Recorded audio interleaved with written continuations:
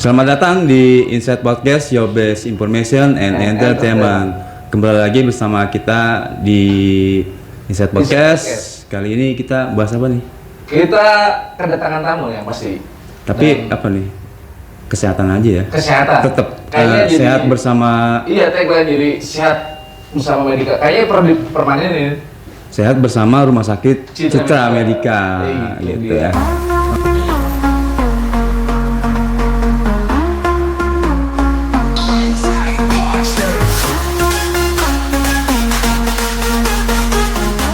Nah, ini alhamdulillah nih, kita di studio kedatangan tamu Bapak Dr. Stephen. Nah, Iya. panjangnya dok? Dr. Stefanus Adikusuma, spesialis kebidanan dan kandungan. Asik. Nah, Berarti kita ngomongin kehamilan nih. Alhamdulillah, berdasarkan kesspesialisan beliau. Iya. Oke dok, kita bicara kehamilan nih. Iya. Ibu-ibu, Bunda-bunda. ibu-ibu dan bapak-bapak punya kontribusi ya. Iya, punya kontribusi besar. Iya. Mungkin pertama dok, apa nih yang dimaksud dengan tanda bahaya kehamilan? Itu kan ada tanda-tandanya biasanya dok. Iya, betul. Tandanya apa maksudnya dari tanda bahaya kehamilan, dan ini penting nggak buat ibu-ibu hamil? Iya, betul. Terutama Gimana? ibu muda nih dok. Iya, ibu Iya. muda. Mungkin ibu-ibu muda yang masih Belum banyak- pengalaman. belum ada pengalaman hamil pertama ya, termasuk mungkin ada orang tuanya atau neneknya ya. Jadi memang ada beberapa tanda-tanda di kehamilan itu yang kita layak atau kita sebut bahaya. Bahaya. Nah, biasanya mungkin ada beberapa orang yang justru menyepelekan, oh biasa di kehamilan, padahal seharusnya tidak biasa.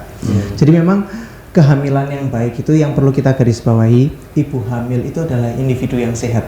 Itu nomor satu itu. Ibu hamil adalah individu yang sehat. Mau di trimester berapapun, mau trimester 1, trimester 2, trimester 3. Yang pasti ibunya sehat. Harusnya sehat. Harus sehat, Nah, oke. oleh sebab itu ada beberapa tanda yang harusnya tidak boleh tuh. Ada, nah itu yang kita sebut. Yang tidak boleh dialami sama ibu hamil. Ibu hamil. Oke, Iya. Nah, tanda bahaya.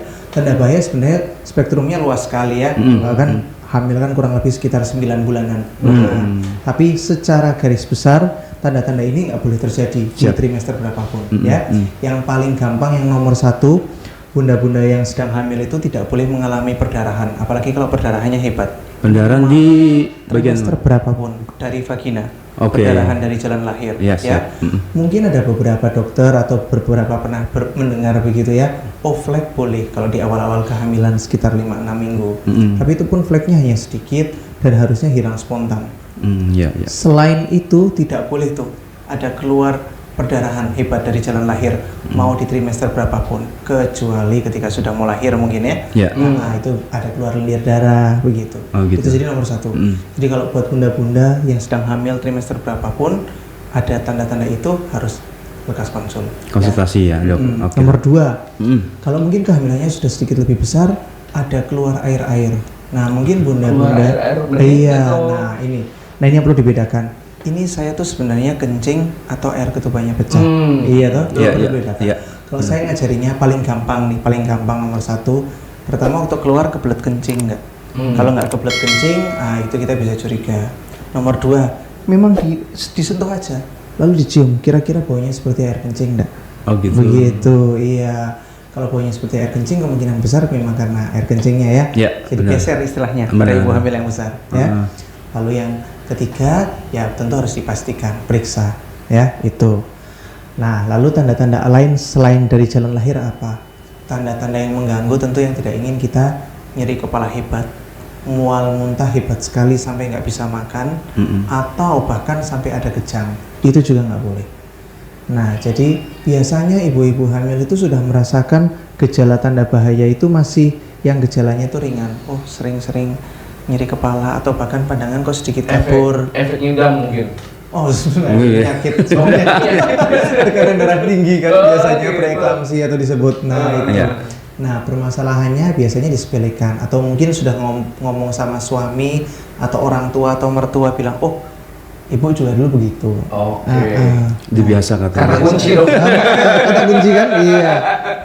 Buat gitu 2-3 hari kemudian kejang dibawa di rumah sakit, mungkin sudah komplikasi atau bahkan ya kalau yang paling parah tidak terselamatkan entah bayinya entah ibunya. Padahal sudah sering nyeri-nyeri begitu, apa sudah ada tanda-tanda kan, cuma karena dipikir oh enggak apa-apa lah, nanti aja kontrolnya bulan depan saja sesuai jadwal saja. Iya, benar. Iya. Biasanya begitu dong. Betul. Waspada ya.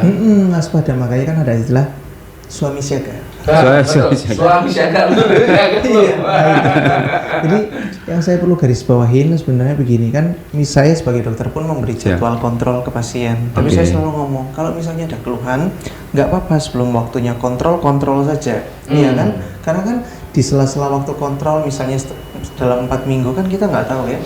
Iya, tapi misalnya apalagi kalau misalnya memang bundanya punya komplikasi, entah darah tinggi, entah misalnya gula darahnya tinggi, sudah rutin minum obat, tapi kan rutin minum obat pun tidak menjamin 100% kan ya. Nah, makanya kita selalu bilang, termasuk sama mual muntah juga, itu sering sekali disepelekan. Saya itu sering sekali ketemu gitu, karena trimester 1 wajar, betul wajar, tapi mual muntah yang wajar itu seperti apa, yang kurang lebih masih bisa makan minum atau ditangani dengan obat sudah ke dokter, selesai. Kalau misalnya minum air putih saja muntah, sudah lemes, ada tanda-tanda dehidrasi, ya masa masih mau ditahan di rumah saja? Ya katanya itu apa namanya, bawaan bayi.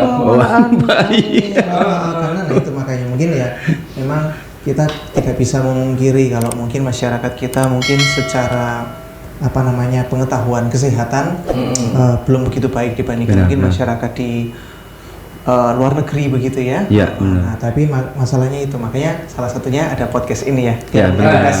Justru kita makanya Jadi, kita sama Citra Medica mengedukasi masyarakat, ya kan, tentang kesehatan loh. Betul, tentang kesehatan. Jadi perlu digarisbawahi bahwa hal-hal yang sepele itu yang nantinya akan berakibat fatal ya, Dok. Betul, berakibat fatal. Karena pada prinsipnya begini, hampir semua penyakit ya kalau saya membahasnya ibu hamil, biasanya hampir semua, memang tidak semua, hampir semua, tapi biasanya sudah ada tanda-tanda awal dahulu, apapun itu.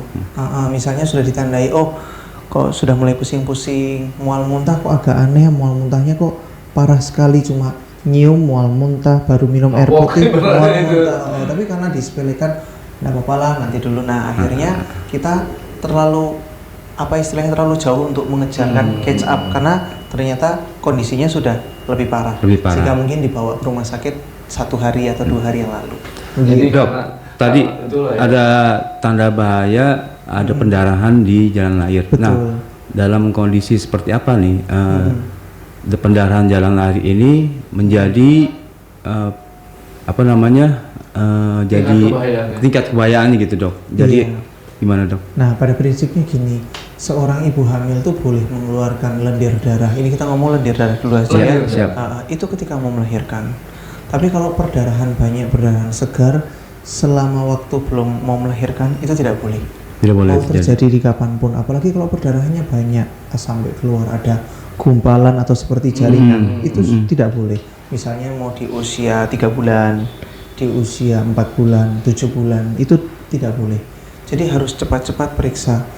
Apalagi kalau misalnya sudah pernah didiagnosa oleh dokter, oh ini ada kelainan letak plasenta, ari-arinya. Ari-ari. Betul, ari-arinya mungkin sedikit di bawah atau bahkan menutup jalan lahir. Nah, itu. Kenapa memang kalau perdarahan dokter berbahaya? Ya tentu yang paling mentok perdarahan menyebabkan bisa kematian bayinya yang di dalam kandungan. Tadi ditakutkan seperti itu, Dok. Iya, begitu. Jadi walaupun keluar terus tiba-tiba misalnya setelah beberapa jam berhenti, periksakan. Kita tetap harus mengkonfirmasi bagaimana kondisi bayi di dalam. Selama bayi itu belum keluar, kita tidak bisa melihat secara langsung. Hanya bisa melihat mungkin hanya secara pemeriksaan USG ya. Itu yang paling akurat lah untuk saat ini untuk memeriksa janin.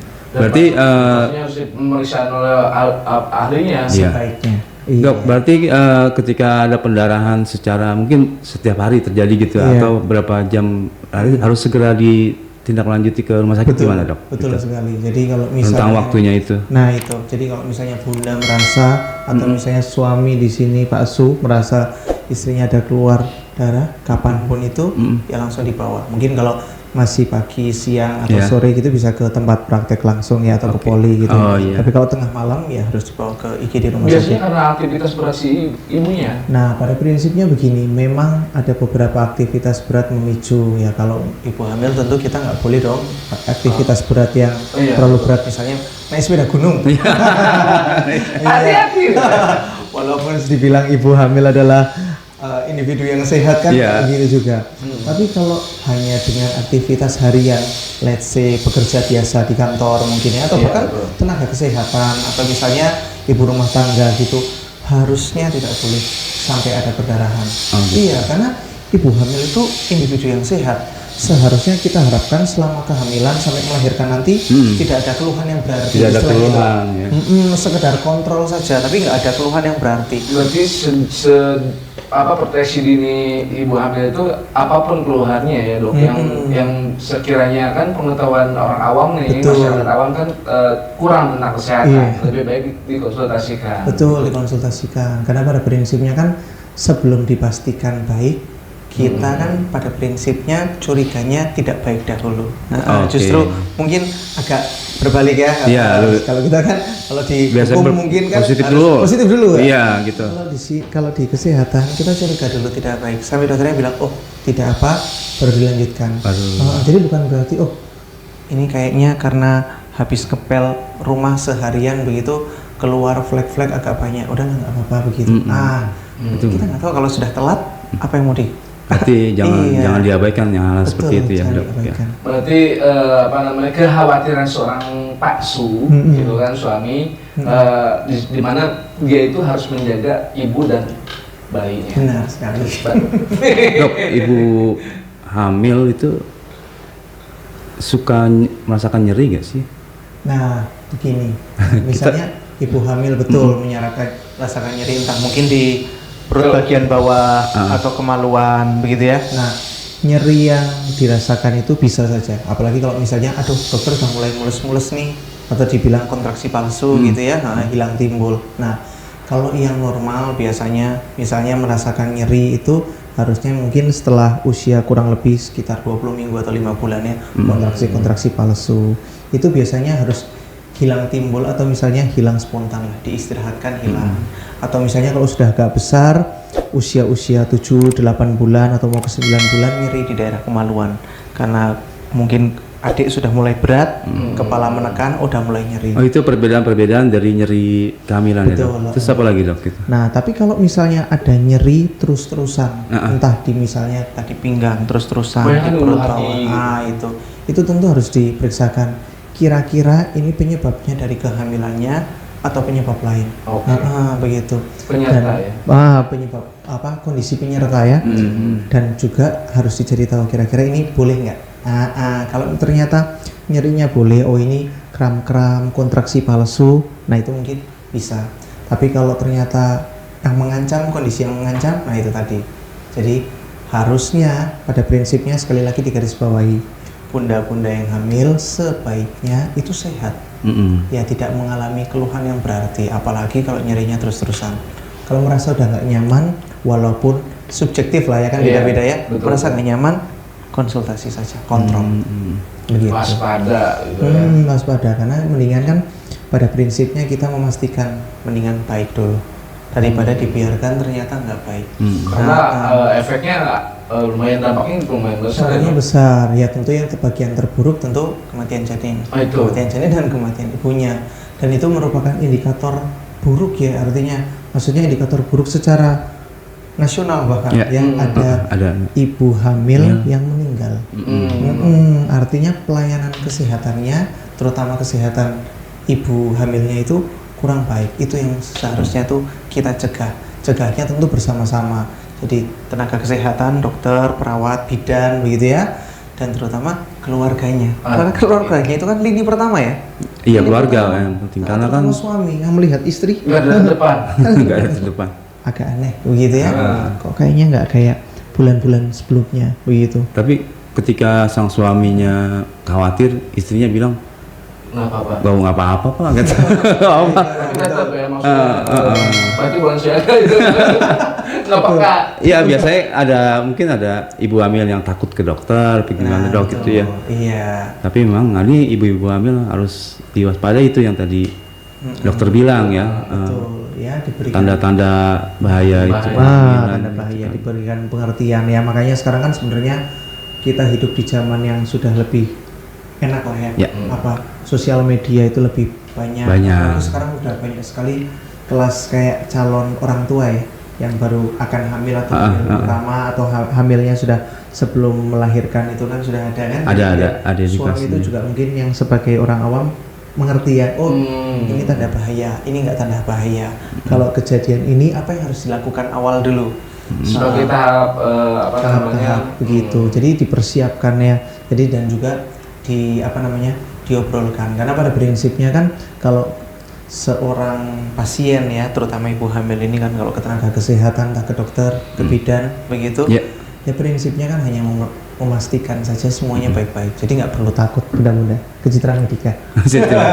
Citra Medika ini. Siapa ada Dokter Stepanus? Jadi mesti aware juga ya, karena hal sepele takutnya berimbas fatal. Berimbas fatal, betul. Iya. Begitu. Dok, sudah ada yang pernah pasien yang mengabaikan tanda bahaya itu sudah pernah ditangani, Dok? Oh iya, kalau banyak nggak sih? Kalau jujur ya, ya, untuk di kalangan masyarakat kita banyak. Maksudnya banyak ya. Ternyata tidak teredukasi dengan baik. Oke, iya. Dan karena ketidaktahuan itu, ketidaktahuan, teredukasi itu tingkat edukasinya itu rendah. Paling gampang gini, nutrisi saja. Itu kan kebutuhan ibu hamil itu kan ada kebutuhan nutrisi minimal ya, kalori minimal, protein minimal, iya kan? Asupan gizi itu, Dok, ya? Asupan gizi. Benar. Nah, itu juga mereka nggak mengerti. Oke. Apalagi masyarakat kita kan konsumsi proteinnya rendah sekali. Iya toh, dan itu kan berimbas ya kurang bagus lah ya. Kan kita kan, kalau saya selalu mengajari ke pasien begini, prinsipnya kita itu harus melahirkan anak minimal sekali lebih baik daripada orang tuanya. Lebih baik itu benar-benar literally lebih baik. Kalau bisa lebih tinggi.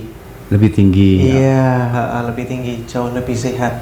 Oke. Iya toh. Benar-benar. Jadi paling tidak setelah beberapa generasi itu masyarakat kita secara luas lebih bagus ya. Iya kan? Nah, karena kan tentu ya nomor satu tidak bisa dipungkiri apa yang seorang ibu hamil tuh dibawa genetik oleh suami dan istrinya. Iya, nggak bisa dipungkiri. Nggak mungkin misalnya paling gampang tinggi badan. Misalnya suami tinggi badan 170, istri 155.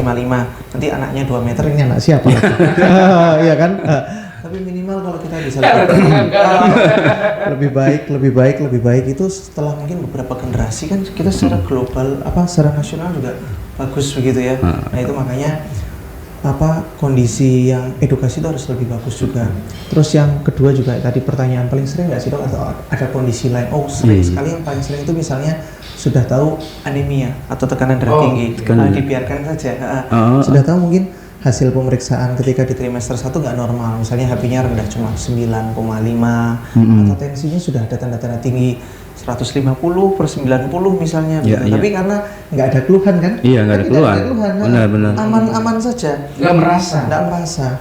Padahal kan sebenarnya kalau apa yang kita rasakan subjektif, tapi kalau angka yang tertera itu kan tidak bohong ya. Harus minimal dikonfirmasi lah. Kalau memang hasilnya segitu nggak bagus nih, harus langsung ditangani. Begitu datang ternyata waktu dibawa ke rumah sakit sudah kejang, begitu kan, makanya ada kejadian kejang pada ibu hamil. Sebenarnya kan ya kita bisa upayakan mencegah.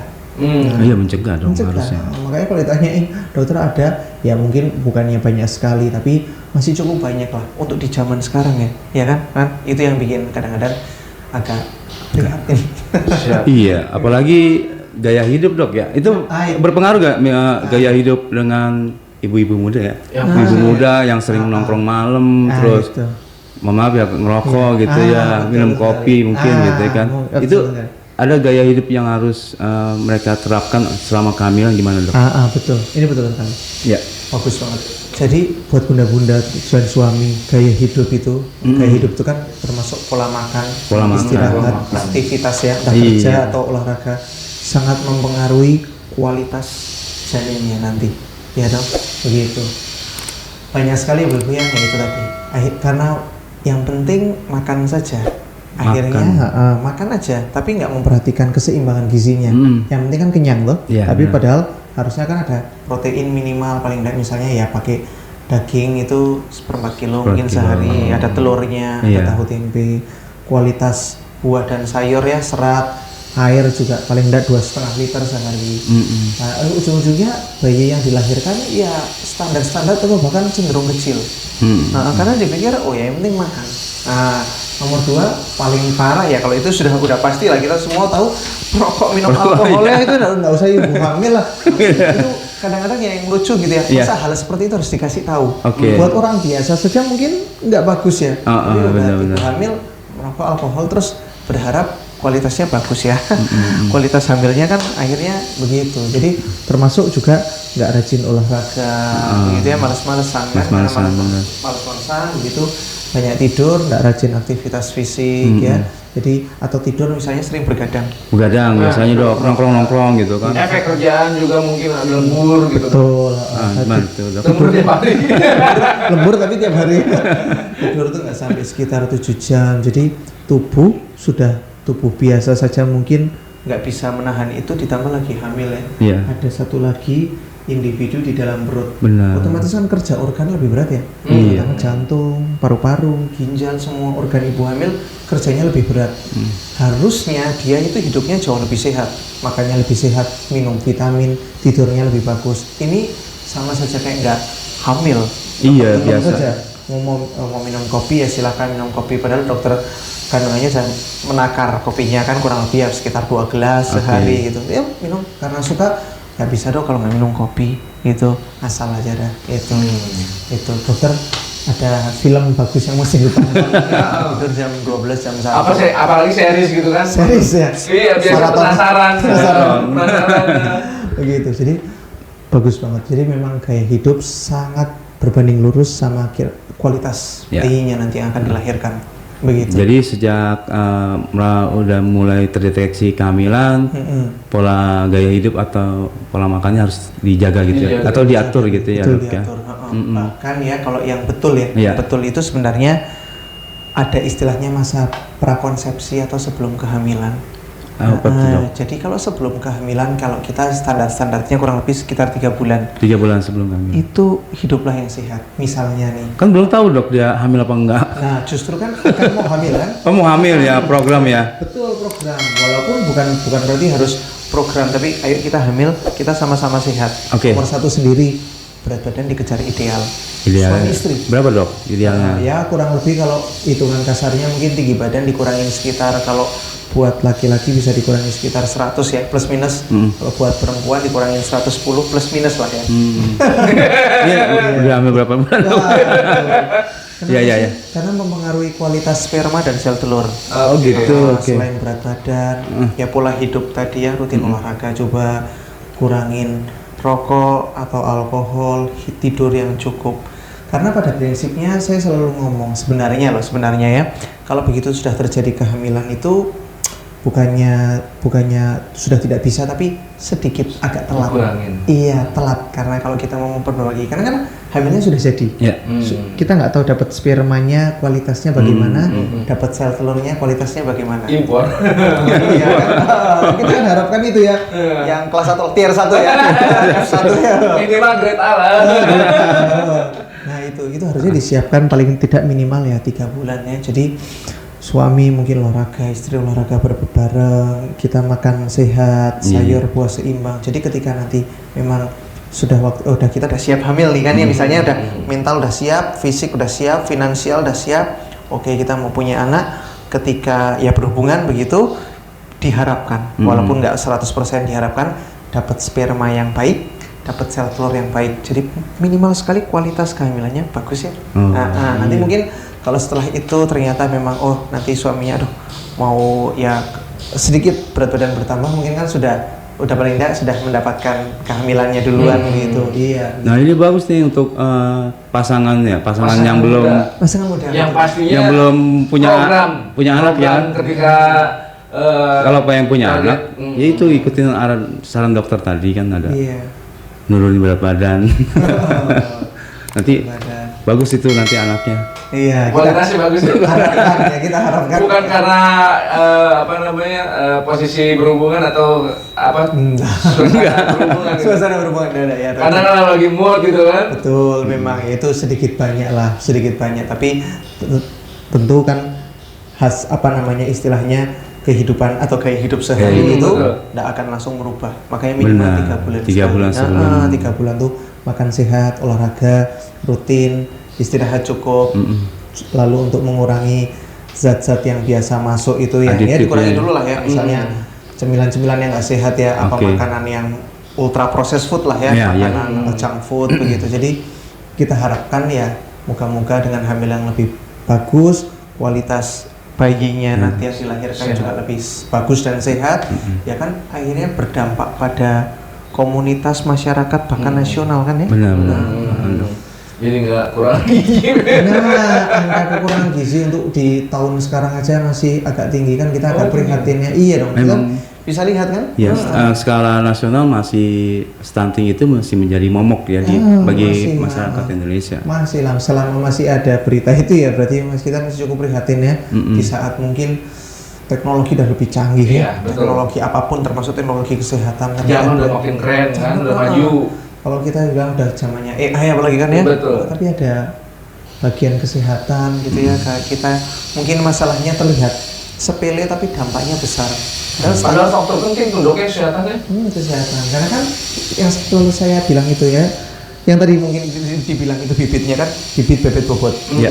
Kalau kita orang tuanya bagus, harapannya kan anaknya bagus, Bagus walaupun nggak 100%. Bagus, pinter, pengennya kan gitu. Iya. Mirip kan kita aja istilahnya buat apa maaf ngomong buat hewan peliharaan, Iya. cari unggulan kan? Unggulan, Pak. Iya kan? Nah, kan itu aja belum tentu dapat unggulan. Asupan gizinya ya. Apalagi kita manusia. Iya. Iya kan? Nah, kita kan berharap begitu. Masa bisa ini apa? Nah itu. Oh, cari ini biar anaknya itu sesuai lah ya, champion juara ya. Juara. Nah itu makanya gaya hidup betul banget ini gaya hidup. Ada formula nggak sih dok? Kenapa? Untuk formula untuk ibu sehat? Iya. Dok, jadi apa namanya mungkin ini ya ada saran nggak ketika ibu lagi sedang kehamilan masa kehamilan gitu kan ada saran waktu jam-jam istirahat untuk ibu hamil idealnya jam berapa gitu atau berapa lama gitu. Asupan gizinya. Biasanya kan ibu-ibu hamil lagi hamil bebas dia semaunya dia. Semua mau dia memang betul ya, apalagi kalau misalnya mungkin masih trimester 1 agak Iya. berat ya karena hormon hamil gitu. Benar. Tapi pada prinsipnya begini standar, kalau bisa ibu hamil itu kalau tidur malamnya ya, Iya, kurang iya. lebih anggap 7 jam lah, sekitar 7 jam. 7 jam, Jadi kalau oke. misalnya mau bangun subuh, Standar ya. iya jam 10 sudah mesti tidur. Tidur. Nah, itu pun kadang-kadang kan bisa saja terganggu ya. Karena kan terbangun. kualitas tidur itu tidak hanya melulu soal panjang jamnya, Oke. tapi kualitasnya. Mungkin tidur 7 jam, tapi kalau sering terbangun 2-3 kali itu sebenarnya kualitasnya kurang bagus. Nah, itu nomor 1. Nomor 2, kalau dokter kalau mau tidur siang, ya kalau bisa jangan lewat dari 1 jam lah. Karena tidur siang, apalagi kalau tidurnya udah sore, jam 3, jam 4, itu nantinya susah mau tidur malam. Iya kan? Nah, padahal kita mesti, jadi kurang lebih tidur siang. Karena kamu lagi pulas mending ganggu nama lakinya. Akhirnya nggak tidur kan? Gitu ya. Kalau tidur malam kurang lebih sekitar ya anggap 7 jam gitu ya. Tidur siang mungkin ya bisa take nap itu sekitar setengah sampai 1 jam. Dokter, tapi kalau lemes sekali ya mungkin istirahat tapi jangan sampai ketiduran gitu ya. Bisa mungkin sambil baca atau sambil nonton begitu ya. Nah itu nomor 1. Terus nomor 2 ya mungkin yang zaman kita kecil itu makanan paling gampang 4 sehat 5 sempurna. 4 sehat, 5 makanan sempurna. bergizi. Terutama mungkin kalau gampang hitungnya, kalau bisa nih ya bunda-bunda, kalau sehari itu asupan kebutuhan protein itu daging apapun itu ya, Ya. gampang hitungnya kan protein kurang lebih kalau ibu hamil sekitar 70 atau 100 gram. 100 gram. Bingung itu? Bingung hitungnya dok. Protein paling gampangnya gini, kurang lebihnya itu daging apapun ya, boleh misalnya ayam, Oke. ikan, sapi, kambing itu kurang lebih 250 gram seperempat kilo itu sehari, dibagi mungkin 3 atau 4 kali makan ya toh, itu kan nggak banyak berarti kan. Itu nomor 1. Telurnya kurang lebih sekitar 2 sampai 3. Kalau ikannya tadi dok berapa ekor? Berarti- Biasa makan Ah, 2 berapa ekor ditimbang saja. kita cari kurang lebih minimal banget 1/4 kilo sehari. 1/4 kilo ya. Dagingnya saja ya. Jangan dagingnya. sampai tulang-tulangnya ya. Dagingnya saja. Nah itu. Terus kalau buah dokter, buah sih sebenarnya relatif bebas ya, tapi mungkin buah-buah yang kandungan gulanya tinggi seperti buah musiman, mungkin kayak durian gitu, Oke, secukupnya saja cukupnya. atau sesekali. Mungkin lebih buah-buah yang non musiman seperti pepaya, Pepaya. apel, Jeruk ya. pir, jeruk begitu. Itu kebutuhan serat itu. Biar apa sih? Biar nggak sulit buang air besar. Iya. Minum 2,5 liter. Paling gampang dari bangun sampai mau tidur itu kurang lebih 2,5 liter. Ngitungnya gimana? Pakai tumbler kan gampang. Iya. Misalnya tumbler ukuran Ada. 1 liter, Benar, ya kan? benar. Berarti 2,5 tumbler. Itu minimal habis. Gampang loh. Sebenarnya mudah-mudah. Atau kalau tumbler yang ukuran 800 ya berarti 3 tumbler. Tumblernya tinggal. Tumblernya ketinggalan. Begitu, jangan sampai itu ya. Nah, terus habis itu kalau dokter sebenarnya kalau pertanyaannya adalah dokter saya tuh kalau makan ke restoran tuh Restoran. apa yang harus diperhatikan? Benar. Kalau ibu hamil tuh yang penting sih sebenarnya matang dan bersih. Kan kita nggak tahu dok, Nah, matang dan bersihnya seperti apa. makanya kita lihat. Kalau misalnya kita mau ke restoran, ibu hamil boleh nggak sih ke restoran sushi? Ya boleh, tapi makanannya dagingnya yang matang, jangan makan yang masih mentah. Iya. Iya. Ya, Berarti kalau- prosesnya itu harus matang. betul. Ya, juga diperhatikan ya kalau bisa bersih. Kalau merasa tidak bersih kan bisa minta tolong toh. Terus nomor 2 dokter, saya mau makan ya mungkin junk food lah ya. Enak ya junk food ya. enak Ada itu. beberapa kan ya junk food kan Cepet enak ya. ya. Instan lagi. Instan lagi. Kalau saya selalu ngajarinya boleh, tapi mungkin hanya ketika ingin sekali atau mungkin sebulan dijatahin 1 atau 2 kali saja. 2 kali. Karena tentu kan kita tadi itu mau cari gizi seimbang ya, karbohidrat, protein, lemak, serat begitu. Ya kalau kita makan junk food mungkin kan gizinya nggak seimbang. Tapi kan kalau cuma 1 kali ya tentu kita nggak apa-apa lah. Iya. Karena kan sebagai ibu hamil juga ya, ibu hamil itu ya sudah cukup berat lah. Kita kalau ibu hamil itu stres karena apa-apa ini dilarang atau misalnya hamilnya aja udah berat. Iya, ditambah kalau stres, itu tadi stres bisa menyebabkan ibu hamilnya kondisinya menurun. Nanti. Stres termasuk ya. Nah, stres termasuk. Jadi nggak melulu soal makanan, istirahat atau aktivitas. Stres itu berpengaruh. Karena ibu yang stres akan juga merembet kemana-mana. Tidurnya kurang bagus. Benar itu. Berinteraksi bahkan sama suaminya kurang bagus. Nanti Emosian ya. emosian atau kayak malas-malasan ya. Jadi malas makan juga. Jadi begitu. Jadi ya ibu hamil itu sehat itu juga selain sehat harus bahagia. Jadi paksu-paksu dibelikan hadiah. Itulah. Pasu harus aware gitu sama istrinya. Bukan gitu. cuma aware, harus bikin happy. Harus bikin happy, jangan sampai stres. Begitu. Iya, karena kan selain buat yang tadi hal yang dokter sampaikan tadi, selain buat apa namanya kualitas anaknya sendiri, Betul. kan, tapi kan untuk menyelamatkan sang ibu juga Betul. ini. Nah, betul. Itu Menyelamatkan penting ibu. kan. Jadi perhatian Iya. Pak suami bukan hanya karena dengan istrinya. Pengen menghasilkan sesuatu yang bagus, tapi harus diperhatikan juga yang Iya. ininya nih, Pabriknya. istrinya, ya kan, pabriknya. Iya, iya. Makanya kan dulu kalau istilah orang bilang tuh ya, hamil, ibu yang melahirkan itu hamil dan melahirkan mempertaruhkan nyawa. Benar. Hamilnya bagus saja. Ini kalau kita ngomong pahit, Hamil bagus nih. bisa meninggal tuh, kehilangan banyak darah. Iya. Benar. Iya, apalagi kalau misalnya proses persalinannya tidak dibantu tenaga kesehatan yang ada standarisasi lah ya istilahnya, mungkin kayak kita maaf ngomong di pedalaman ya di kampung begitu. Padahal hamilnya sehat nih, ya kan? Nah itu apalagi yang hamilnya nggak sehat itu tadi Gitu. betul. Nah, jadi karena biasanya nih dok, biasanya pengalaman mertua, gitu. iya betul. sharing pengalaman gitu kan, Betul. terkait ibu udah pernah ngalamin. Iya, nah itu, Gitu. itu makanya.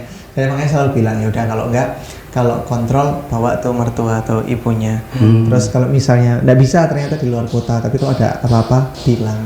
Bilang. Dokternya bilang A, yang diikutin dokternya.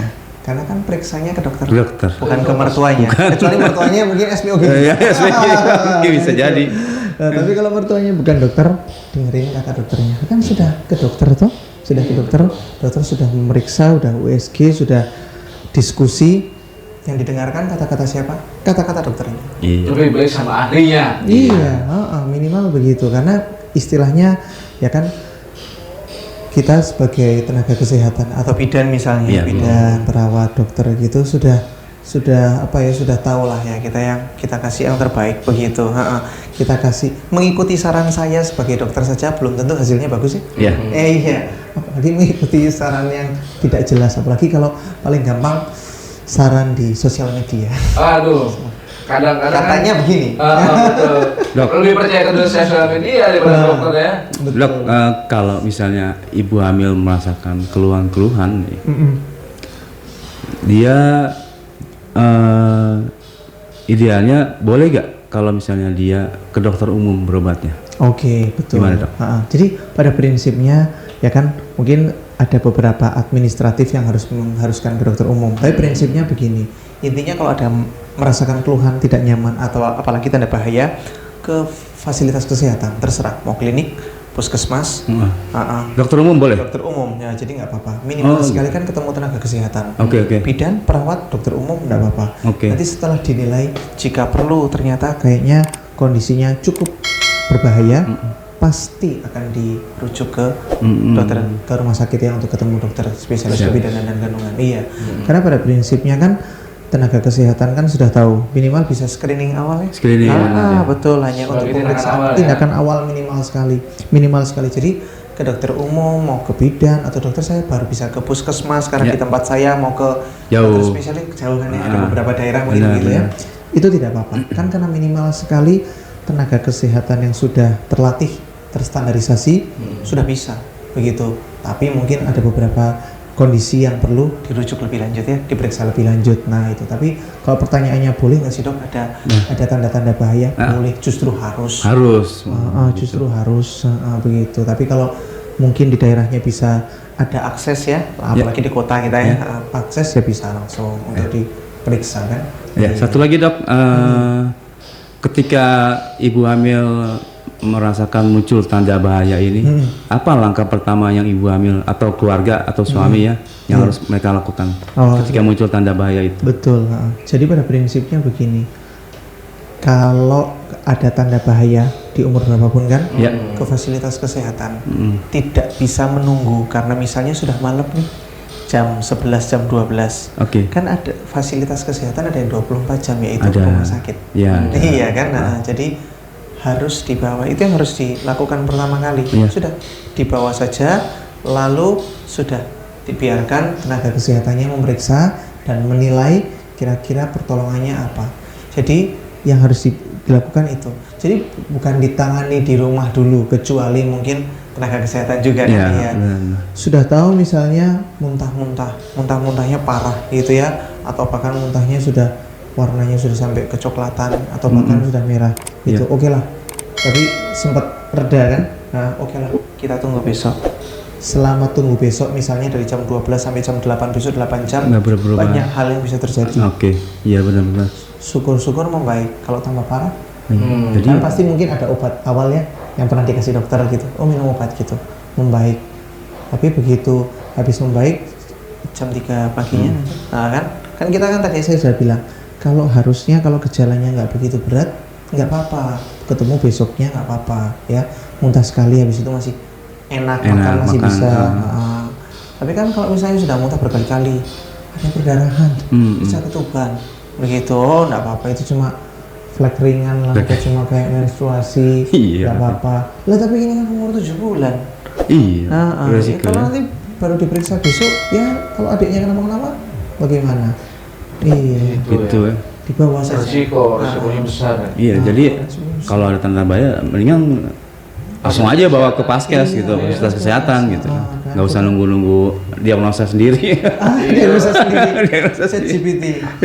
Istri saya ke sini. Maksudnya ya kan kita serahkan ke mungkin yang sudah ahli saja gitu. Sebagai orang awam ya. Sebagai orang awam ini kita ngomong sebagai orang awam ya, sebagai orang awam kita tentu ya beberapa hal, nggak cuma kesehatan yang banyak hal yang lain kan ya, misalnya hal apapun kita serahkan ke ahlinya, apalagi kalau ini menyangkut kesehatan nyawa begitu ya, kita serahkan saja. Karena kemungkinan kan ada dua kalau nggak ibunya bayinya. Betul. Iya, kita mah harusnya selamatkan dua-duanya. Iya, betul. Gitu. Itu kompleksnya menangani ibu hamil begitu. Mungkin sedikit berbeda sama yang tidak hamil ya, karena kan yang sakit ya sudah selesai. Tapi kalau ibu hamil ibunya nggak kenapa-kenapa, adiknya kenapa-kenapa, misalnya denyut jantungnya jelek, ketubannya sudah mulai berkurang, ya itu kan sudah dianggap secara keseluruhan kenapa-kenapa.